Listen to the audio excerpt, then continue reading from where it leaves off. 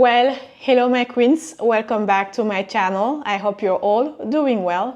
On se retrouve dans une nouvelle vidéo et aujourd'hui, on va parler de finances. J'étais sur le point de faire mon budget pour le mois passé, le mois d'août, mais également celui du mois de septembre. Et je me suis dit que ce serait intéressant de vous filmer le processus dans la mesure où je sais que j'ai dépassé mais de loin ce que j'avais prévu pour le mois d'août et cela va forcément affecter mes dépenses pour le mois de septembre. Alors cela peut arriver qu'on dépasse le budget qu'on avait prévu pour un mois. En général, cela m'arrive pendant l'été où on a tendance à faire plus de sorties, plus de shopping, plus de restos. Bref, il fait beau, on a envie de sortir et d'en profiter. Cela arrive, mais c'est également important pour moi de pouvoir me rattraper dans les mois à venir, sinon ça va affecter mes finances en général. Quand on dépense plus que nos revenus ou bien ce qu'on avait prévu pour nos achats plaisir, il va falloir rembourser cet écart, qu'on le veuille ou non, d'une manière ou d'une autre. Bien vrai que ma chaîne est en général très axée sur le lifestyle, c'est-à-dire les shopping, les sorties et autres, mais je suis très stratégique dans la manière dont je dépense mon argent. J'ai des priorités et des objectifs et je mets tout en œuvre pour pouvoir les accomplir. Cependant, cela ne m'empêche pas de profiter de ma vie. Car je pense qu'on peut se faire plaisir tout en étant financièrement responsable. C'est tout à fait possible à l'aide d'un budget. Je vois que certaines personnes ont une approche très négative du budget et le voient plutôt comme une restriction. Cependant, je vous assure que cela n'est pas le cas. Avoir un budget strict et savoir exactement où part votre argent et à quoi sert exactement votre argent vous donne le pouvoir. Et surtout, cela vous permet de voir clairement quelles sont vos priorités. Et vous pourrez plus facilement allouer la somme qu'il faut dans ce qui compte le plus pour vous. Si vous venez de nous rejoindre, je m'appelle Sabel et je poste des vidéos chaque week-end. Et dans cette chaîne, on parle bien entendu de finances, on parle de motivation, on parle de luxe, on parle de shopping, on parle de choses girly en général. Si cela vous intéresse, n'hésitez surtout pas à joindre la famille. Appuyez sur le bouton de notification so you get notified every time I post a new video. Alors, let's share my screen so we can start. Voilà, alors je vous ai créé un fichier Excel très simple et facile d'usage. Vous n'avez pas besoin de compétences spécifiques pour pouvoir utiliser ce fichier Excel. Ce fichier est composé de 3 onglets. Vous avez le premier onglet où je vous donne toutes les instructions sur comment utiliser le fichier. Dans le deuxième onglet, vous aurez tout ce qui est en rapport avec vos revenus et vos dépenses. J'ai également inclus un calendrier qui vous permettra de noter le jour exact de chaque transaction parce que moi, en général, quand je fais mon budget, je sors mon relevé bancaire, ce qui me permet d'avoir le jour exact où j'ai effectué les transactions. Comme je suis en train de finaliser mon budget du mois d'août, vous verrez seulement les dépenses que j'ai effectuées pour le mois d'août. Si par exemple, vous voulez faire votre budget pour le mois de septembre, tout ce que vous avez à faire, c'est de cliquer sur le calendrier et de sélectionner le mois de septembre. Et à partir de là, vous pouvez choisir la date exacte à laquelle la transaction a été effectuée. Cependant, vu que je suis en train de finaliser mon budget pour le mois d'août, je vais rester sur le mois d'août et puis on va passer au mois de septembre.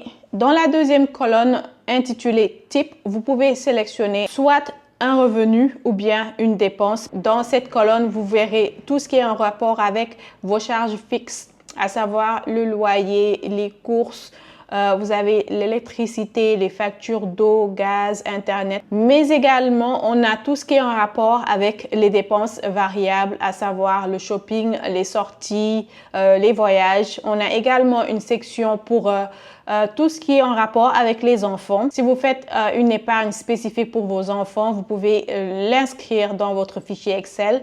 Si vous avez un enfant qui sera à la garderie, par exemple, vous avez un espace dédié pour cela. Et bien entendu, dans cette partie montant, j'ai oublié de le mettre en français. Attendez, je vais l'éditer. Dans cette partie, on mettra exactement la somme qui concerne la transaction. Si vous avez reçu votre salaire, en général, les salaires sont des montants fixes. Cela ne change pas. Donc, incluez toutes les dépenses que vous avez effectuées pendant le mois et n'oubliez rien. Même si c'était une dépense de 1 $ ou 2 $, notez-le parce que c'est très important. Et enfin, on a la partie description où je vais mettre toutes les descriptions et notes qui correspondent à mes dépenses. Alors, cette section est en dollars par défaut. Cependant, c'est très facile de le changer et de l'adapter à la monnaie de votre pays de résidence. Tout ce que vous aurez à faire, c'est d'appuyer sur la touche commande, puis Shift et la flèche qui va en bas. Puis vous appuyez sur ces chiffres 1, 2, 3. Vous descendez vers le bas, vers Custom Currency, c'est en anglais. Mon ordinateur est en anglais, sûrement que le vôtre est en français. Et en français, c'est tout simplement customiser la monnaie. Vous cliquez dessus et automatiquement, les montants vont changer en fonction de la monnaie que vous aurez choisie. Donc, pour cette vidéo, je vais le garder en dollars parce que c'est la monnaie que j'utilise tout simplement. Donc, voilà. Et enfin, on a la partie Monthly Overview qui veut tout simplement dire le budget par mois. Actuellement, je veux faire mon budget pour le mois d'août, mais vous avez également l'option de choisir le mois pour lequel vous voulez faire votre budget. Vous avez également l'année inclus et tout le reste se calcule automatiquement. D'accord? Et quand on descend un tout petit peu, on a cette partie où les revenus vont être calculés automatiquement et vont s'afficher dans cette partie. Puis, on a également les dépenses prévues, les dépenses réelles, puis on a une balance. Et enfin, on a la partie dépenses variables. C'est également l'une des parties les plus importantes pour moi et je vous donnerai les explications tout de suite. Et dans cette partie, on aura la section pour les dépenses prévues et ce qu'on a réellement dépensé en termes de dépenses variables. Puis, on a une balance. Et à côté de cela, on aura des charts, des diagrammes qui vont s'afficher automatiquement au fur et à mesure où vous mettrez les dépenses dans le fichier Excel. Donc, on va venir directement à la partie dépenses où je vais noter mes dépenses prévues pour le mois.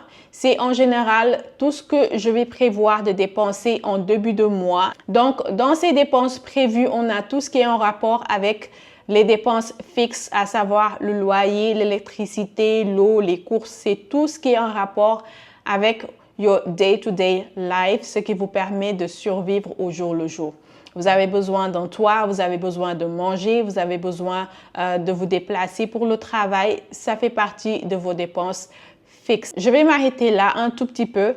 En ce qui me concerne, dans notre couple, mon mari et moi, nous ne faisons pas de 50-50 pour plusieurs raisons. La première, tout simplement, c'est par rapport à notre religion. Nous sommes des musulmans et dans notre religion, l'homme est responsable à 100% des charges de la famille. Cependant, j'estime qu'il est important pour moi de participer dans les charges de la famille pour plusieurs raisons également. La première, tout simplement, c'est parce que quand la femme participe dans le foyer, ça augmente le bien-être et le confort de la famille. En général, les femmes vont prendre plus en charge tout ce qui est en rapport avec la nourriture, l'habillement des enfants, le confort, les décorations pour la maison, des fois les petites sorties. En général, c'est les femmes qui prennent ça en charge. Donc, dans ma maison, je prends en charge certaines dépenses, à savoir les courses, certaines factures et en général, tout ce qui est en relation avec les enfants, je prends ça en charge. J'ai tenu à le faire, je voulais participer. Donc, voilà, je vais maintenant noter mes dépenses fixes, d'accord? Mon premier poste, mon plus lourd poste de dépenses dans la maison, c'est les courses. Et en général, on dépense 800 $ par mois pour les courses. Pour certains, ça peut faire beaucoup. Pour d'autres, c'est moins. Malheureusement, la vie est chère aux États-Unis maintenant. Avant, avec 600 $, on arrivait à faire les courses pour le mois. Mais maintenant, avec l'inflation, cela n'est plus possible du tout. Des fois même, il m'arrive de dépasser mon budget. Et en général, quand je dépasse mon budget, soit mon mari me rembourse ou bien je laisse passer. Mais ce qui est sûr, c'est que quand je dépasse mon budget, je fais tout pour le répercuter sur le mois prochain, si vous voyez ce que je veux dire. D'où l'importance de faire un budget parce que ça me permet de voir exactement où rentre mon argent et ce que j'en fais. À part les courses, j'ai également en charge l'électricité. J'ai voulu le faire également. Personne ne m'y a obligé. Donc, chaque mois, je mets en général 150 $ pour l'électricité et ça peut fluctuer d'un mois à un autre. En général, pendant l'été, je paie plus l'électricité parce qu'on utilise AC, air conditioner, voilà, comment on appelle ça déjà, les splits là, bref, la machine qui permet de faire sortir le vent froid. Vous voyez ce que je veux dire? Je suis fatiguée. Voilà, le climatiseur. J'ai dû aller sur Google et regarder ce que ça veut dire. Donc, je disais que pendant l'été, des fois, on allume le climatiseur et forcément, ça consomme un peu plus d'électricité, donc ça se répercute sur la facture. Le gaz également est inclus dans la facture d'électricité. Donc, en général, je tourne aux alentours de 150, 180 et même des fois, ça peut aller jusqu'à 200 $. Tout dépend de la température. En général, les factures sont restées plus ou moins les mêmes. La facture d'Internet ne me concerne pas. Je ne paie pas cette facture. Ma facture de téléphone par mois est à 107,77 $. Je note même les centimes, c'est important. Je n'ai pas d'assurance en mon nom propre et le mois passé, je n'avais pas prévu de budget pour le transport. Mon épargne, je vais m'arrêter ici un tout petit peu. Dans cette vidéo, je ne vous parlerai pas d'épargne parce que je pense que ça mérite une vidéo spéciale parce que pour moi, l'épargne est très, très, très importante. Et également, quand je fais mon budget de ce mois-ci, cela ne concernera que mes dépenses. Tout ce qui concerne mon épargne est prélevé automatiquement chaque mois, le 5 du mois. Donc, du coup, la somme qui reste dans mon compte, c'est uniquement pour mes dépenses. Out of sight, out of mind. Je ne vois pas mes épargnes. Donc, je n'y touche pas, j'ai pas envie d'y toucher. Donc, voilà. Par contre, j'inclus l'épargne pour mes enfants parce que cette somme vient après qu'on m'ait prélevé pour mon épargne. Donc, ce qui me reste par mois, après avoir déduit mes épargnes, c'est de là que je vais également piocher pour épargner pour mes enfants. Je vais calculer ça tout de suite. Donc, ils ont le New York State 594 qui est à 100 $. Plus, ils ont le Gerber Life Insurance. C'est une assurance vie que j'ai souscrit pour depuis qu'ils sont bébés. Et ils ont également leur autre épargne. En général, j'épargne 181,92 $ par mois pour les enfants. Ça n'a pas l'air d'être beaucoup là en ce moment, mais imaginez pendant 18 ans cet argent que je mets chaque mois pour les enfants. Les intérêts qui vont se composer pendant 18 ans et je peux vous assurer que ça va faire une belle somme. Les deux épargnes les plus importantes pour les enfants, c'est leur épargne pour leurs études futures et le Gerber Life Insurance. Rien que pour le Gerber Life Insurance, à leurs 18 ans, ils recevront chacun 50 000 $. Donc, c'est une somme qu'on néglige en ce moment, mais avec le temps, ça fait un joli pactole et ça leur permettra d'avoir un départ dans la vie. Ensuite, je ne paie plus de garderie. Si votre enfant est bébé, par exemple, la garderie est obligatoire. Les centres de loisirs, je ne le paie pas également. Je n'ai pas de babysitting. Le tutoring, je le paie pendant l'année scolaire. Donc, l'école ouvre dans quelques jours. D'ailleurs, au moment où vous regarderez cette vidéo, l'école aura déjà ouvert. Ils vont commencer leur tutoring. C'est des cours extra que je leur ai payés pour le maths. C'est surtout pour le plus grand. La petite, elle est petite, elle est au jardin. Donc, pas de tutoring pour elle. Mais c'est plus pour mon petit garçon. Alors, le sport, je paie 250 $ par mois pour le taekwondo de mon fils. Ce qui est très important pour moi parce qu'il y a des choses à laquelle je suis très intransigeante. Par exemple, l'école, les activités sportives et en général leur éducation. C'est quelque chose que je mets un point d'honneur à mettre ce qu'il faut en fait pour leur donner le meilleur. Alors, j'ai mes cours de pilates qui sont à 302 $. C'est la somme que je paye chaque mois pour mes cours de pilates. Je sais que ça fait beaucoup quand même. Le pilates, c'est pas donné, mais franchement, moi, je trouve que ça me fait énormément de bien. Donc, pour le moment, ça me convient et je vais garder cet abonnement, puis on verra dans le futur. Alors, pour le restaurant, le shopping et la beauté, en général, tout ce qui concerne restaurant, shopping, beauté, loisirs, je m'octroie 500 $ chaque mois pour mon plaisir. Donc, c'est dans ces 500 $, on aura tout ce qui est restaurant, tout ce qui est shopping, tout ce qui est beauté. En général, pour le shopping, je vais mettre 200 $. Des fois, ça peut aller un peu plus ou moins. Pour la beauté, je vais mettre 100 $. Pour le restaurant, je vais mettre 100 $ également. Donc, on est déjà à 400 $. Et pour le loisir, je vais mettre 100 $ également. Donc, on est à 500 $, tout en sachant que cela peut fluctuer en fonction des mois. Il y a des mois où je sors plus, d'autres mois où je sors moins. Et il y a certains mois également où je n'utilise même pas mon budget plaisir. Ça, c'est mon budget plaisir à moi. Donc, il y a des mois où je ne l'utilise pas du tout. Chaque mois, j'envoie de l'argent au Sénégal pour ma mère. Et cela peut fluctuer en fonction du taux de change. Mais en général, je suis toujours dans une fourchette entre 250 et 260 $. Voilà. Donc là, je vais mettre 250 $. Tout en sachant que mes frères et moi, nous participons à somme égale. Donc, voilà, c'est ce que nous envoyons à notre maman. Alors, c'est dans cette section que j'appelle imprévu. Il y a toujours des imprévus. En général, ça va venir de l'Afrique, on ne va pas se mentir. Et je fais l'effort de l'inclure dans mon budget. Et je mets en général 80 $ chaque mois pour les imprévus. J'avoue que ce n'est pas tout le temps qu'on m'appelle. Mais pour ma tranquillité d'esprit, je préfère budgétiser pour cette somme au lieu de piocher quelque part alors que ce n'était pas prévu. Et quand cet argent est fini, c'est fini. J'ai également cet abonnement iCloud qui me permet d'avoir un peu plus d'espace sur mon téléphone. J'ai également cet abonnement email storage qui me permet d'avoir également de l'espace pour recevoir plus d'emails parce que j'ai horreur d'effacer les emails à chaque fois que c'est rempli. Donc, je préfère juste payer 2 $ pour avoir cet espace. J'ai également deux autres abonnements que j'utilise pour mon compte YouTube, à savoir Canva que j'utilise pour éditer mes thumbnails. Ce sont les images que vous voyez sur mes titres.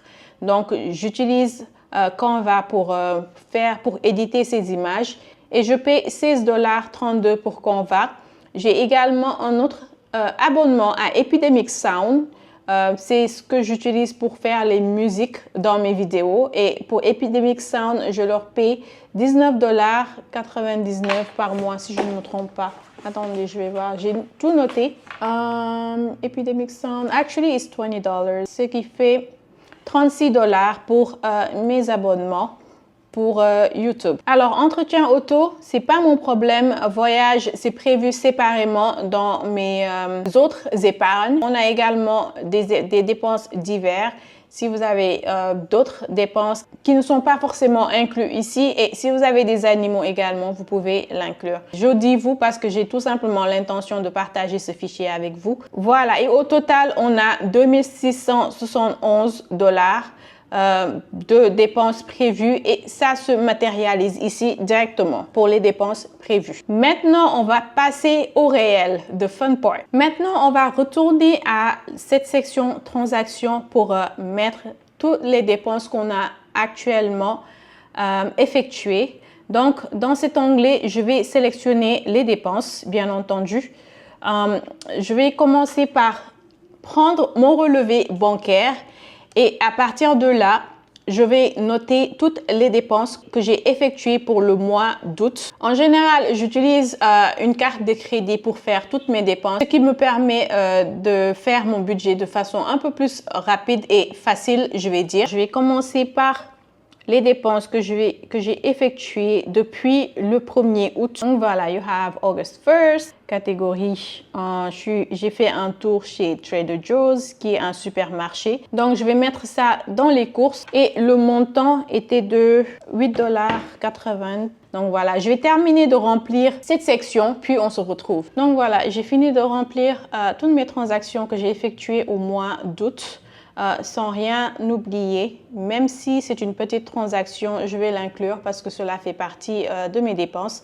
Les dates ne se suivent pas forcément, mais l'important c'est que j'ai tout noté. Maintenant, on va aller au Monthly Overview, moment de vérité pour savoir exactement de combien est-ce que j'ai dépassé mon budget. Et là, ça se voit clairement que j'ai dépassé mon budget. Ce qui est, je ne vais pas dire que c'est normal, mais de temps en temps, ça arrive, d'où l'importance de faire son budget. Cela va me permettre de me projeter pour le mois de septembre parce qu'il va falloir que j'apporte une balance au fait que j'ai dépassé mon budget de 300 $. Parce que j'utilise une carte de crédit pour faire mes dépenses, que je paie au total chaque mois. Ce qui veut dire que là, si j'avais utilisé un compte courant, je suis à découvert. Et quand on est à découvert, on est obligé d'attendre soit le prochain salaire pour compenser, ou bien on est obligé d'emprunter à gauche et à droite pour pouvoir combler son découvert. Et c'est justement ce que l'on ne veut pas. D'où l'importance d'utiliser un budget. Cela va vous montrer clairement si vous vivez au-dessus de vos moyens. Donc là, je vais faire un petit calcul pour savoir exactement combien j'ai dépassé en termes de dépenses variables, parce que c'est là où je me suis lâchée quand même ce mois.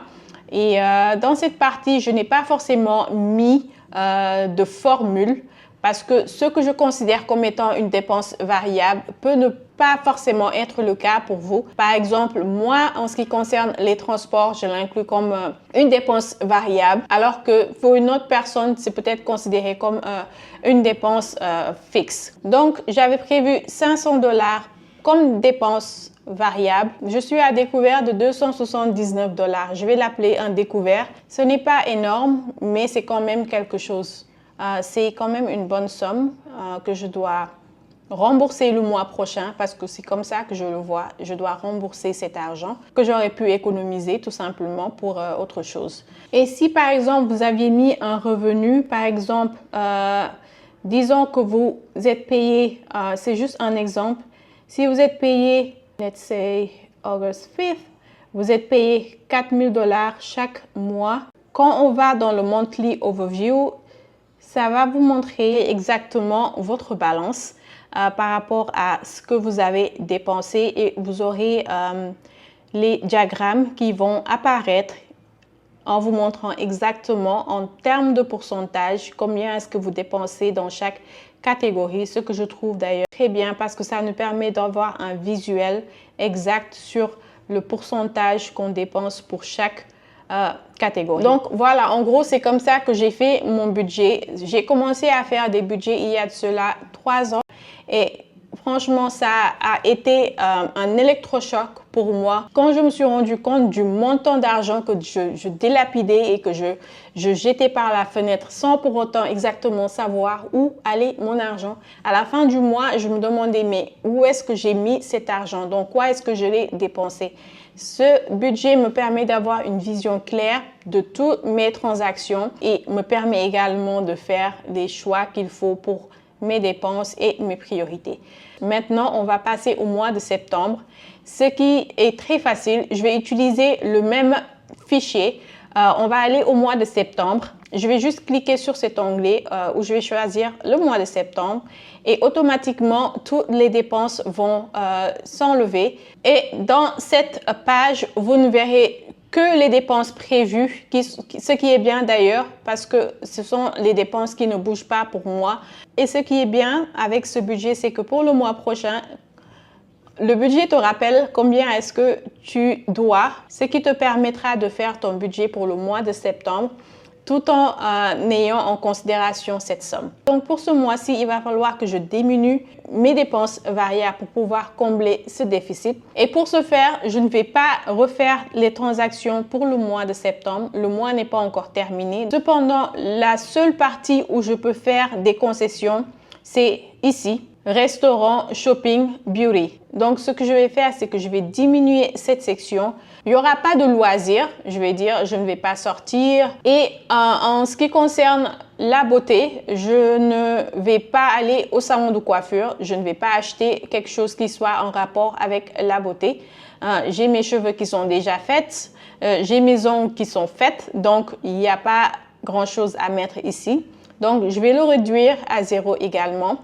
Pour mon shopping, je vais le réduire à 100 $. J'adore le shopping, donc je laisse toujours quelque chose pour mon shopping. On ne sait jamais. Donc déjà, j'ai réduit 300 $ pour le mois prochain. On est déjà bien.